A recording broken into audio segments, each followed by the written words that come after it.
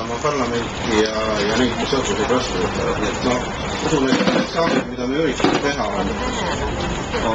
on selleks, et Eestimaa elaks mõistlikult. Minu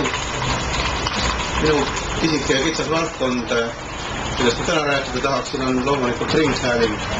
Ma hakkan pidama pikka jutust sellest, kui oluline on meedia ja avalik meedia ja rahvusringhääling selle sees. Täna me oleme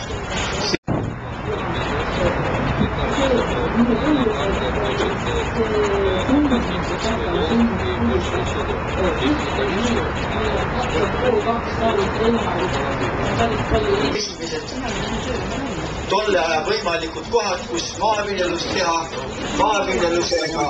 Need inimesed, kes seal töötavad ilma, et nemad süüdi oleksid, ilma, et nemad oleks saanud sõnagi oma valdkondade kaitse. Lasnamäele oli siis Tagavere Dolomiitse koostisega baas, millest kõik kolm välja tahti saadet ka püstitatud. See on üks omapeal